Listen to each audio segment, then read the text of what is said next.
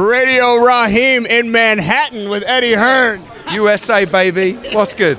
His new home. Your takeover with your flagship. You're coming to plant your flag here in New York, but your first fight is actually in Long Island, a community, something unto itself. So first of all, talk to me about. Tell me that. I thought it was in Manhattan, but I've just found out it's in Long Island. It's about an hour away, so no. And they are very serious about being in Long Islanders, you know what I mean. So you're gonna have to saddle up to that community. But putting your first your promotion on here, knowing what you have in store in your mind, what was it like? Putting things together in New York and getting this fight off the ground. It was good. Always learning, always working.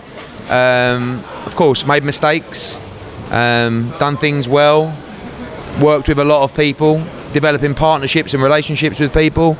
New experience. Again, I said at the first press conference, I don't expect just to waltz in and take over the world or take over America. It's going to take me a few months.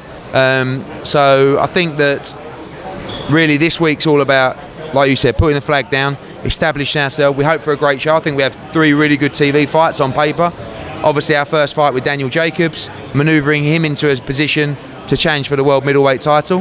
And I'm excited. It's going to be a great night of boxing.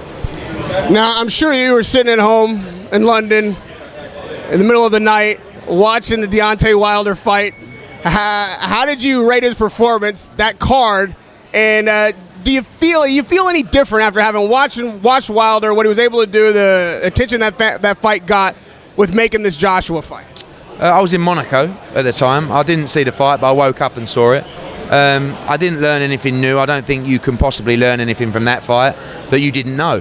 Deontay Wilder is a reckless, big puncher.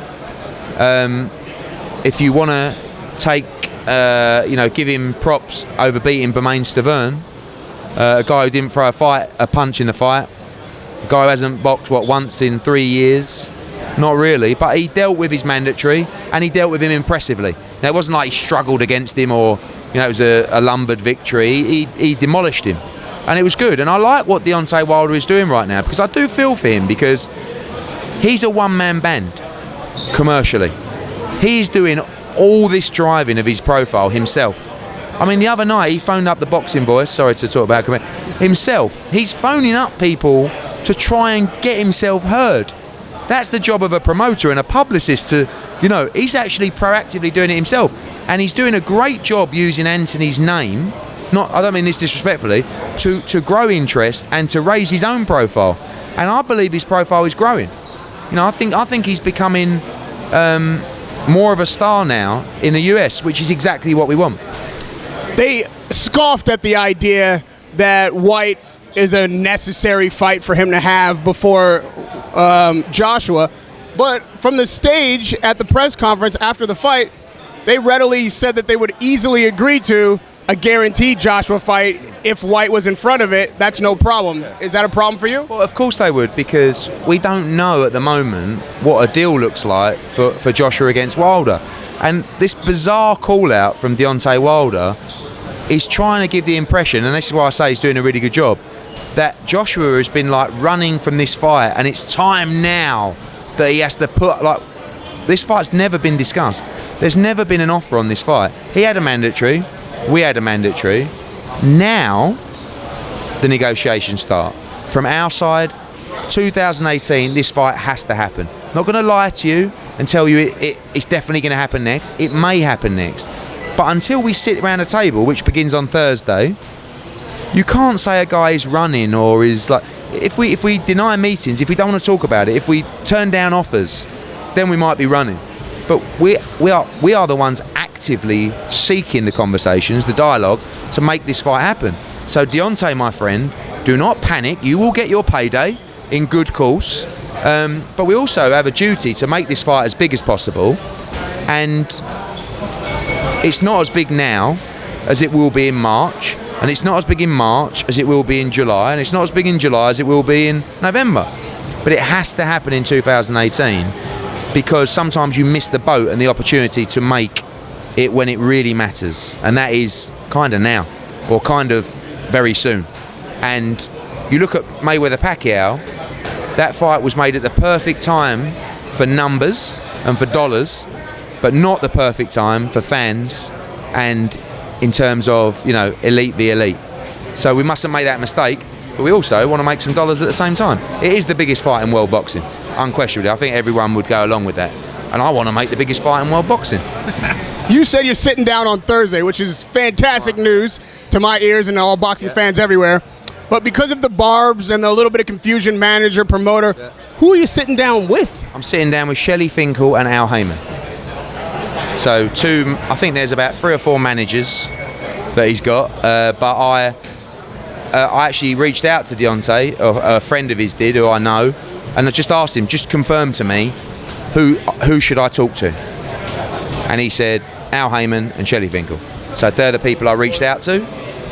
The meeting starts on Thursday. Again, you know, we know that we're going to have to pay Deontay Wilder a lot more than his value in this fight, his true value in this fight, to make it happen. Because if we gave him his true value in this fight against Anthony Joshua, he would deem it as an insult. So we have to find somewhere between reality and fantasy to make this fight happen. But we're prepared to do it. We're prepared to overpay, to get the fight, to win the title, to give the fans what they want, to make Anthony Joshua a lot of money, because he's had to do it his whole career. Look at what he had to pay Charles Martin. Look at what he had to pay Pulev. You know, Pulev was on more money, and Takam's on more money than Deontay Wilder gets. And he was only a mandatory challenger. So we're constantly overpaying people because of the money and the pot and the attraction that Anthony Joshua is. So we're not going to be disrespectful, and it's not going to be a case of, oh, have 10%, you're lucky to get it, mate. But we just need some common sense. And if there's common sense, there will be a fight. Just be in the weeds for a second, because the barbs have been going back and forth between you and Lou DiBella, but it doesn't sound like he's going to be at the table Thursday night. When this thing hashes out, is it just a matchroom promotion? Are you going to have to deal with DiBella in any way? I spoke to Lou yesterday just to sort of clear the air. There's been a lot said backwards and forwards. I have a lot of respect for Lou. Lou DiBella promotes the shows that Deontay Wilder happens to box on. So he's not involved in the decision process. He's not involved in the negotiations. I'm not saying he's not a part of the team, because loosely he might be. But Lou's a promoter that promotes shows that Al Heyman will tell him who's on, i.e. Deontay Wilder. He's going to box there. Lou, you're promoting. You're a promoter. You're promoting it. So he won't be involved in any discussions, but he may be involved in the fight. Maybe he's a co-promoter. I don't know, depending on what Wilder's team want to do. It's not a case for me saying, no, I'm the promoter, I've got to be the sole promoter. I don't care about that sort of stuff, Raheem. I've got a show on Saturday. Have you seen the logos of their promoters involved? It's me, Rock Nation, Star Boxing, Dimitri Salita, Greg Cohen, Golden Boy. It doesn't bother me whose logo goes where. What bothers me is making the right business for Anthony Joshua. That business and that negotiation will take place behind closed doors. I've got a big mouth. I talk on social media. I like to give the fans the updates of what's happening. But what you won't hear from me tomorrow at midday after our meetings is, yeah, he said this and he wants this. And we have to make this fight, make it a fight of this magnitude, takes time, takes patience, takes relationships. And I'm not willing to break relationships in the process of trying to make the biggest fight in world boxing. So we have to make this fight in 2018. The true question is, do you want this fight next? And while, I want it next, there's no, forget Deontay Wilder. Let's talk business terms. Do you want this fight in March? Really? Do you really want this fight in March? And if you do, what are the terms? Because if the terms are right, no problem for us to take the fight in March. But I'm just saying it's going to get bigger and bigger and bigger. But we can't wait too long. My instructions from Anthony Joshua is, I want to be the undisputed heavyweight champion of the world by the end of 2018. To do that, he has to beat Joseph Parker and Deontay Wilder. So, and lastly on this fight, and then we'll move to Danny Jacobs. We know that Josh was a humble guy in interviews and whatnot. He's got a real good demeanor about him. He doesn't get riled too easily, but he's a prideful man as well. He's a competitor. Hearing for a week Deontay calling him out, this really spectacular performance, at least, a big stoppage on Saturday, and then afterwards, he looked right into my camera and says, I'm coming for you, all this kind of stuff. How is Joshua responding to this? How is he taking it? Honestly, it hasn't even registered in his mind. I had a meeting with him yesterday, and he said to me, I have no problem with the fight. Have they made an offer? I said, well, no, of course not. We're going to be the ones making the offer, aren't we? He says, well, have we had a discussion about it? I said, no, not yet. He says, then what's he talking about? I said, look, he's using your name to hype himself up. And of course he wants the fight as well, because it's a big fight. Yeah, I'm happy with the fight. Go and talk to him, see what, He's not, you're never going to see Joshua, wow. He does his business behind closed doors, and he does his business in the ring, in front of everyone watching. You've met him, you know him well. He's not, if you invade his space, and they will, listen, when this fight's made, you'll see a different side to Joshua. But at the moment, he watches his performance, and he finds it hard to take Deontay Wilder seriously, because he has never really boxed anyone of note. And he's had, 37, 38 fights. Don't ever underestimate or question the heart or the ability of Anthony Joshua to step to challenges. His 16th fight, he fought Charles Martin for the World Heavyweight title. His 19th fight, he unified the division against Vladimir Klitschko. In Deontay Wilder's 19th fight, he was fighting an 8-rounder on an undercard in Cancun. When he won the world title and had a defence, Shelley Finkel said, Deontay Wilder is just a baby. He's still learning. We're going to have some voluntary defences, but it's too early for a unification fight. That was his 33rd fight. Anthony's had 20 fights. Don't worry about him stepping up. He'll step up for everyone, and he'll beat everyone as well. He's not, he's not the type that's going to come out and say, I'll knock Deontay Wilder. He knows he will, and he believes it, but you won't hear him say it, because he's humble, and that's just the way he is. It's not going to change. I'll say it. Anthony Joshua knocks out Deontay Wilder in every day of the week, including twice on a Sunday. But there's no point talking about it until we sit around a table. The good news for fight fans is that process is starting. And the good news for fight fans is you will get that fight in 2018. Danny Jacobs is your first American fighter that you're promoting in America as a Matchroom primary promotion. But that mouthful, he's got the story that you've been telling. I've been seeing it. Last time you told me he needs that story told, and you've been telling it. But talk to me now in the middleweight division. How does he find his way to stardom? He's had the Triple G fight. It was close, but he didn't win it. Where is his path to being at the top of that division? How do you make that happen? Well, we're playing catch up, because again, when you talk about Deontay Wilder, this story should have been told excessively over the last 5-6 years. It hasn't been. We're having to retell the story now. So my job on one hand is to raise the profile of Danny Jacobs, but his job is to put in a great performance on this great platform, in a very tough fight, by the way, and this is going to be a great fight against Luis Arias, and start positioning himself to challenge Canelo against Golovkin. Now you have the interesting dynamic of Billy Joe against Lemieux. That opens up a fight against, the winner of Jacobs against Arias in the spring. So he's under a lot of pressure, and I feel like this is a banana skin for him, but I feel like, and I know it was a close fight, but I feel like Danny Jacobs beat Golovkin, right? And if you didn't think he did, then maybe you had it a draw, or maybe you had it 1 round to Golovkin, but it was there or thereabouts. So it's my belief, and by the way, Golovkin beat Canelo, right? So it's my belief that Danny Jacobs is the best middleweight in the world.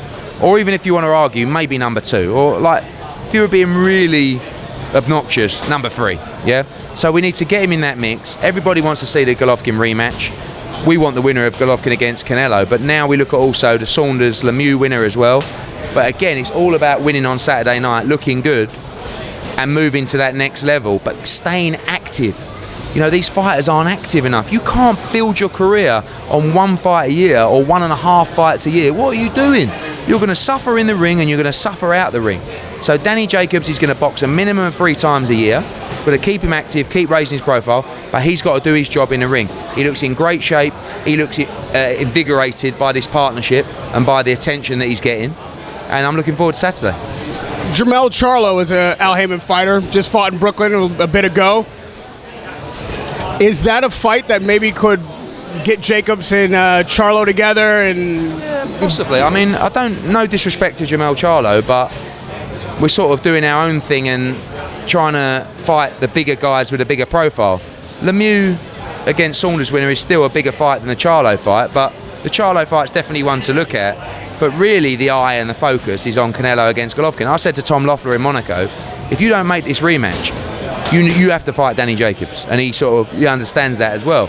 And maybe that breaks down that conversation. You never know. In which case, Danny Jacobs will be good to go and ready for that rematch as well. Obviously, Golden Boy is one of the promoters here. So you've got a relationship with them. Saunders, you have a relationship with. Have you had any discussions about Danny Jacobs being in the slot to fight the winner there? No, I mean, generally, that's dictated by the broadcaster. You know, and HBO will inevitably want Danny Jacobs against the winner of Saunders-Lemieux. They're the middleweights, it's obvious. Again, I have a good relationship with Golden Boy. They like to make great fights, so do I.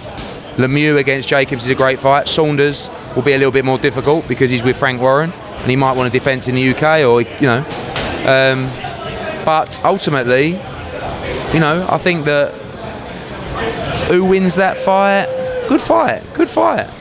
I mean, I think that Saunders probably does, but it'd be better for me if Lemieux won. But I like Billy Joe. You know, I think he's a good guy. So I got to root for the Brit. Radio Raheem with Eddie Hearn here in Manhattan, New York. It's a pleasure wherever I see you. And I like to see you quite often, making big moves. Maybe in 2018, the biggest fights in boxing. Radio Raheem with Eddie Hearn.